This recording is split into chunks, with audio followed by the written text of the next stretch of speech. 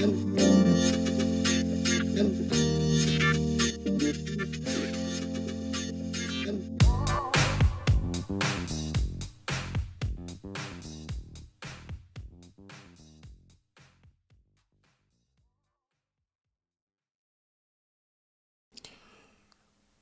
right, we're back. We're back for another episode of Carrot Juice. Thank you for listening. I'm your host, Monte. Sit back, relax, enjoy yourself, and enjoy the show. Today is April 19th. I hope everybody's being safe, minding the social distancing, and, being safe out here. All right, so without further ado, let's get into it. The first thing that I wanted to talk. Oh, before I get there, some housekeeping. If you haven't already, please subscribe to the show. Don't be afraid to leave me a review anywhere you listen to podcasts. Most importantly, on Apple Podcasts, things like that. It really helps out the show, and anything that you can contribute as far as with feedback, reviews would be greatly appreciated. If you haven't done that already, please go leave me a review, rating, 5 stars. Thank you very much. All right. The first thing I wanted to get into today was, if you haven't heard, Julius Randle, all-star power forward for the New York Knicks. He had a very interesting story that I feel is worth covering. So, Julius Randle is playing for the Knicks, having a great breakout year this year. And I want to kind of go over this article that he recently posted on the Players Tribune. I recently heard about it and I thought it was awesome. So he actually published this on March 4th, 2021. And a friend brought it to my attention, and I feel like it's an awesome story. So he's having a breakout campaign for the Knicks. It was his first year being named, to the All-Star team. So he's doing great. And something that has stood out for him during this time has been his work ethic. His work ethic is literally second to none, and it's great to finally see the fruits of his labor translate on the court and into team success. So, as you already know, his rookie year, and he goes on to talk about this, his rookie year, he was a rook, and he got to experience and be around Kobe Bryant for his first 2 years in the league. Okay, and this is a quote from the Players Tribune article. Let's see if I find it here. And we can go into further detail. So, Julius Randle, he goes on to say, all right, so everyone knows how I had to sit out my rookie year with an injury. But one of the consequences of missing that year is how it delayed all these NBA firsts. All these different little dreams you had since you were a kid about making it to the league, that all gets put on pause for a season. And meanwhile, you're sitting there courtside in street clothes watching it happen. It's like you're so close to it, but so far away. It's tough, man. And then what happened the next season is you're almost making up for lost time. Because his first year, he was injured the whole year, so he didn't get to play. So his second year, he was trying to, recuperate and make up for all those games he didn't get to play. So he goes on to say, it's like it's all that stuff you've been dreaming about. But now with a whole other year of having built it up in your head, one of the biggest things for him was that he was looking forward to, and what a lot of guys look forward to, is when they get to go to their hometown, home city, and it's almost like a homecoming vibe. So Julius Randle, he talks about how he grew up in Dallas, and that year in 2015, when he was playing with Kobe Bryant, he said they had an early season road game against the Mavericks circled, He had the early season road game against the Mavericks circles on his calendar. So he was excited. He was excited to feel that sense of accomplishment of being that kid from your neighborhood growing up who made it to the league. So he's talking about how a lot of players, especially in this day and age, it's such an accomplishment to make it to the NBA. So when they finally do get there and they make it, they want to, drink of and, celebrate the fruits of their labor, right? Because, I mean, it is difficult to get into the league for sure. So he goes on to say, we flew in after Wednesday night game, and the Mavs game wasn't until Friday late, which meant we had an off day in Dallas. So guys were definitely going out that night. He had family. He had a bunch of friends texting him and whatnot, asking what the plan for the night was. And he wanted us to keep it in mind that he was 20 years old at that time. So you can only imagine where his head was at. You want to party, pop bottles, champagne and campaign.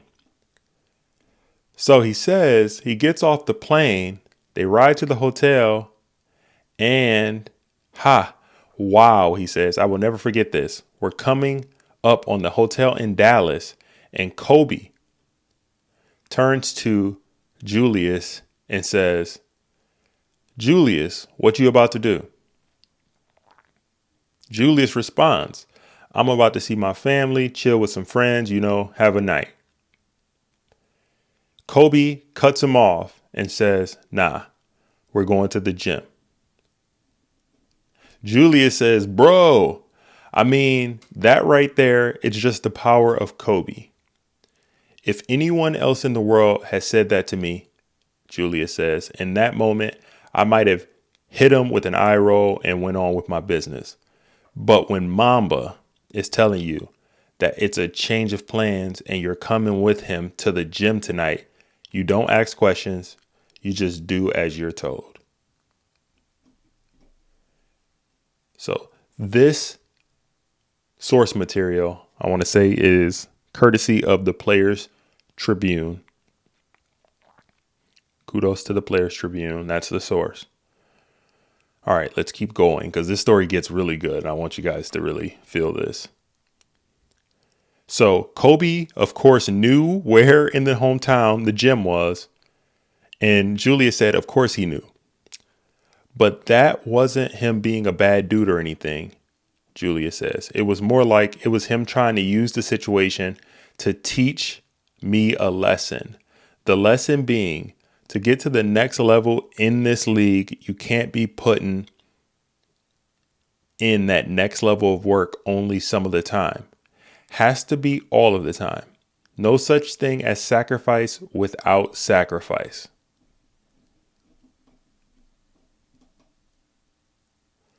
The article goes on to say, that was November 2015, Kobe's last season. And from then on, everything he showed me that night, straight up, it's become my routine. If we're on a road trip, as soon as we get off the plane, there you go. That's my night. Before I do anything else, I'm headed to the gym. I'm getting my shots up. I'm putting in my work. So Julius goes on to say and talk about how Kobe was teaching him a lesson that night, saying, hey, you got to sacrifice and you got to go put in the work when nobody's looking, when nobody's thinking about, because that's how you're going to get to the next level and have longevity in the league. I love the league. I am a huge NBA head. Love the NBA. But I will say recently, the quality of basketball and all the just jacking up threes. I swear it's guys out there right now jacking up threes and whatnot, and they aren't even putting in the work. They're just doing it because it's like an analytical thing. Now, I know there's some players, Steph Curry, Dame Lillard, Devin Booker. There's people who really work, JJ Redick. There's players who really put in that work. But some players are out there just jacking up shots, and they're not putting in this type of work. Julius Randle, he goes on to say, what's crazy is, okay, here's the end of the story. So we're in Detroit last season. on a road trip. And we fly in. I grab my bags. And like I said, it's been my routine ever since that night in Dallas in 2015. Get off the plane, head to the gym, get off the plane, head to the gym, get off the plane, head to the gym. Like clockwork, every city, though it's a new situation, there's different places available. So what I'll do is I'll have the team set up a spot in advance, and that way I can go straight there, however late it is, and get my workout in. So Kobe Bryant has imparted some of that Mamba mentality into Julius Randle. And this year, this most recent season in 2021, it's starting to bear and show that what he was saying is making some sense, because Julius has gotten his first All-Star nod. And I believe he's been in the league for about 5 or 6 years now. So that work that Kobe alluded to and showed him firsthand in Kobe's last season in the league is starting to, show in Julius Randle. And it's a beautiful, beautiful thing. So he goes on to say, on this particular trip in Detroit, they had this little high school gym opened up for me. This is Julius speaking. I love gyms like that, simple and old school. And I get to the building, and the guy who was there to let me in, I think he's the athletic director of that school. We start talking a little bit, and he's like, "It's good to see you. Guys don't really show up here to work out anymore. Matter of fact, the last guy to come in this late to shoot, man, that must have been years ago. It was Kobe." Julius said, just hearing him say the name gave me chills. So the article goes on, and Julius talks about Kobe and his impact and how he's teaching his teammates the way. And what he ultimately concludes with, and what he talks about, is Kobe was tough on his teammates, but Kobe also was an example, and he showed the work ethic and what it really means to get to that next level. And Julius also went on to say that when he was his teammate, he heard what Kobe was saying, but it's not until now that he's understanding those lessons that Kobe imparted into him when he was a young player in the league. I thought that was a beautiful story, because I don't think enough gets said about Kobe's role in mentoring young players and helping them develop. You see it with a lot of other players that's in the league right now. Devin Booker, he's blossoming as a player, and he definitely was mentored by Kobe, and Kobe respected his game, as well as Kyrie Irving. I feel like every time I watch Kyrie Irving, he's just getting sharper, better. He's utilizing different moves. He's cracking the Da Vinci Code in a way. Like, it's artistry what Kyrie is doing on the floor. And then none other than Jason Tatum, who last time I checked, I think he was dropping 50 on somebody's head. He's been on a tear recently, and he reminds me the most out of anybody in the league right now of Kobe Bryant, just in the way he moves his game, and he's just constantly developing. And it's well-known knowledge throughout the league that Kobe Bryant imparted a lot of wisdom and was mentoring Jason Tatum. So I just thought that was sweet. I'm a huge Kobe fan, and to hear stories like that is sweet, because sometimes we get lost in the sauce of how great of a player somebody was. But I think the true sign of greatness is somebody that can teach, mentor, and develop the next generation. So kudos to Julius Randle on a great season, and rest in peace to Kobe Bryant and the legacy that he's left on the league and on to a lot of people, not only in basketball, and just the mentality that he's had and the work ethic, and on how the Mamba mentality, striving to be a better version of yourself each and every day. I think that's something that Even if you don't play sports, you can live by. Okay, so let's move on from there. We got a message from the sponsor and we'll come back.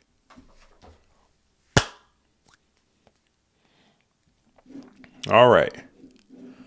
And we're back. So the next thing that I wanted to talk about here, see if I can get it. All right, let's get to this. So I wanted to get into this story about Demi Lovato. So I was on TMZ, how I often do from time to time. And there was an article that was posted titled, Demi Lovato doubles down on Froyo shop for advertising diet options. So if you haven't seen the story, Demi Lovato, the artist, went on a rant this past Saturday, the 17th, April 17th, about the Big Chill, a Froyo frozen yogurt shop. So Demi went on IG and posted and said she's finding it extremely hard to order Froyo from at the Big Chill official when you have to walk past tons of sugar-free cookies, other diet foods before you get to the counter. What?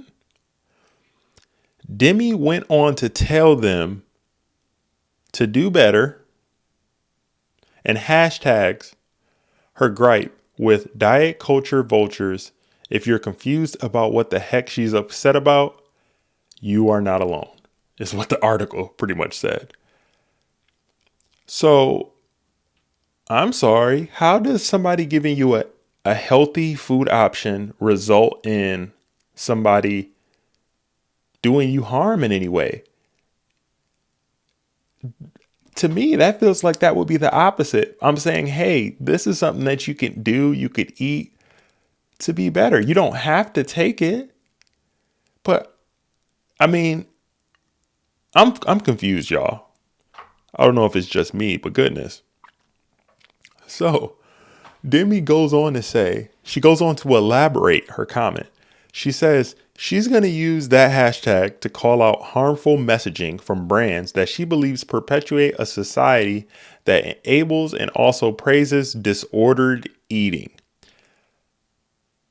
How far have we digressed as a culture to where a shop that offers, high sugar, Froyo, whatever you want, the normal variety, that they're shaming you if they give you a healthy option? Come on. I can't believe she went on Instagram with this. Are we serious, guys? So you're going to shame the places that sell quinoa and salads? Like me personally, I love Freshie.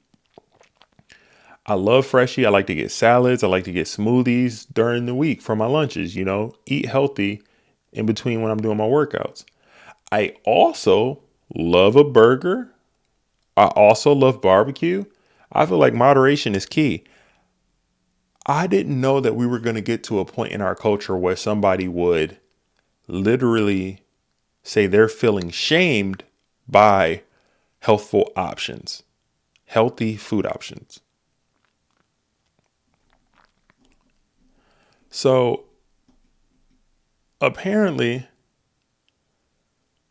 the article goes on to elaborate. So it states, what she seems to be saying is by this place putting these low-cal foods in people's faces like this, they're also gaslighting, shaming them, and making them feel bad for wanting a treat, which Demi sees as hurtful, especially for those who have eating disorders and body issues. I'm sorry.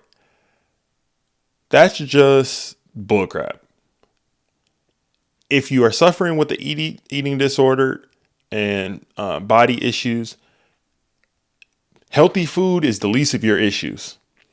Okay. Most of the time, somebody gets one of those things from binge eating bad things and then, depriving themselves. Eating healthy food should not be something that's demeaned or seemed as harmful.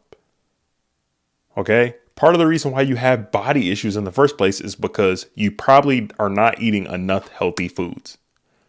Okay. So lack of accountability in the culture is at an all-time high. Come on. Just don't pick that and get your chocolate chip froyo with a bunch of caramel and chocolate. And you know what? Go about your day. Why are you going to try to cancel a froyo shop because they offer options? And then I love this part. The Big Chill went on and responded to Demi in the DMs, and they explained that those alternatives are for diabetics, folks with celiac disease, that can't have gluten, vegans, and a host of others who might want or need the so-called diet options. So Demi appears to have realized she jumped to conclusions and perhaps even overreacted, as noted in her response. And then she went on to say she recommends they label things better to be more inclusive. Are you serious? Demi, miss me with that. Going somewhere that is not making any sense. If you are lashing out on social media because somebody gave you healthy options on food, I think you need more help than that. And I don't want to go into further as far as underlying things that are going on with you, but that is ridiculous. Redonkulous to say the least. Okay. Yeah. And that's what I had to say about that. So before we move on to the final topic, got one more message from the sponsor and then we'll finish it up. And we're back. So I was out eating dinner with some friends and we started talking about housing. We started talking about houses. Let me take a sip. All right. So one thing that I've realized that's been happening, and I think a lot of people have been happening, is the housing market has just been increasing. The values of houses and of real estate in general has just been increasing and increasing and increasing.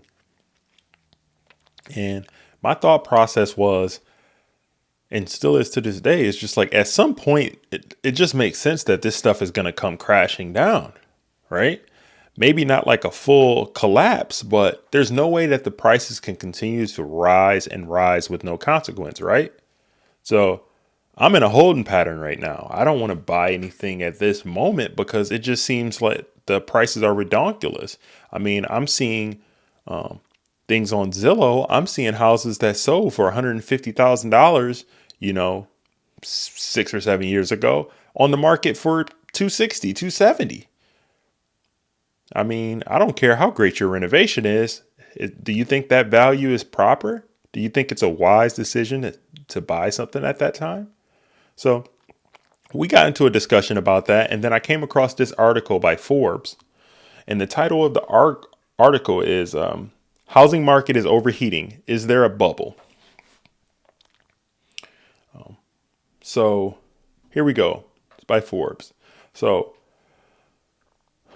it goes on to say in the article, by the numbers, it's becoming harder and harder to argue that America's housing market isn't already overheating. Inventory in many regions has hit record lows. Days on the market are now measured in hours. Home prices are up 15.8% on average year over year across the country, according to a recent National Association of Realtors report. So it goes on to also say, and in markets like Nashville, Sacramento, and Boise, contractual absurdities like waiving all contingencies are now standard conditions as panic buyers overreach to get in on the action before the current boom decelerates. So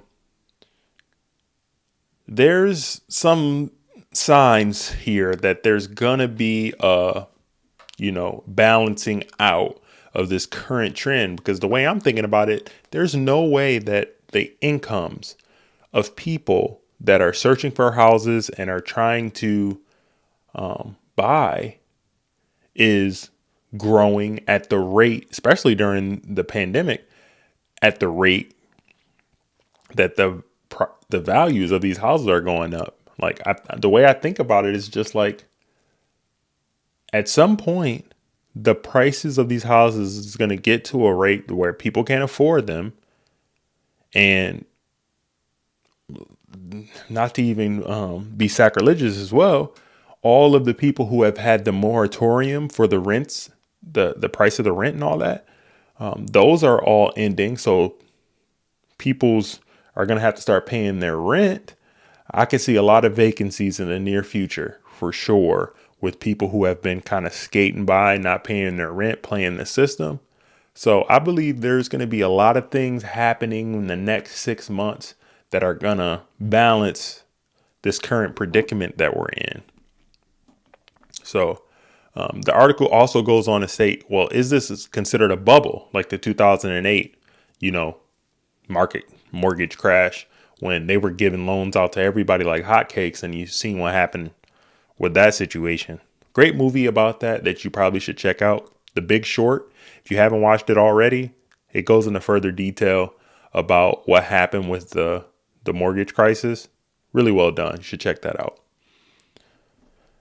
Okay. So where was I? Okay. Go on. So about a bubble. Is it a bubble? Okay. So it goes on to say that it's far easier to buy a house these days than it is to build one, thanks to technology and property. So that's exacerbating the speed at which demand is outstripping supply. So currently, in the current market, what is a bubble is what we want to get to. So what is a bubble? So a real estate bubble occurs when home prices escalate beyond what can be explained by the fundamentals, like mortgage rates, population growth, or household income growth, explains Taylor Marr, the lead economist for real estate website at Redfin. So Taylor says, when expectations of price increases become the driver of price increases themselves instead of fundamentals, that creates its own feedback loop. Robert Shiller said it best. A bubble is kind of a social epidemic, a period of feedback where price increases generate enthusiasm among investors who then bid up prices more, and then it feeds back again and again until prices get too high. Now, we're not at a bubble yet, but I do think there's somebody that has the little dippy stick that's dipping it into the soapy solution and is like inhaling breath. Not a bubble yet, but I do think the kids got the bubbles, dipping it, pulling it out, and starting to breathe in. So be wary of this market right now. I would not be buying. And okay, I'm not a real estate agent or anything like that, but this is just not making sense. Okay. The craziness of the market, the uncertainty with C19. I can't see how anybody would be buying a house right now. I really can't. Is it just me? So I think the thing to do right now is to have patience, just like a lot of things that I talk about. Think about why you want to buy something, and is it a good investment? Because if you buy something at the top of the market, where's the value going to come from you on the other end? I think some people get tied into like dream houses and, oh, this is my dream scenario and all that, but not looking at and thinking about those other factors. So there's a lot here. There's been a lot in this episode. I know I was kind of all over the place with different topics, but I like to keep this conversation real and fun and relevant to things that's going on in my head. And If you're enjoying the content, continue to listen and support and share this with a friend or somebody that you would believe get some value out of this conversation. I've enjoyed my time with this so far, and I'm constantly trying to learn and grow and how to become a, better orator and content creator. I recently started a TikTok, so you can follow the show at Carrot Juice Podcast on TikTok. I'm posting snippets on there, so follow me on there. Also follow me on Instagram at Carrot Juice Pod. You can follow me personally at monte.lee. And let's keep the movement moving as far as with the show. And I've loved all the feedback that I've got from people so far. So yeah, let's just keep it going. So with that being said, be intentional about who you have in your life. Strive to always learn, accept criticism, strive to be a better person each and every day. Don't be afraid to help someone out and give them something, not expecting anything in return. Love somebody, hug somebody, and I'll speak to you guys in the next one. Peace.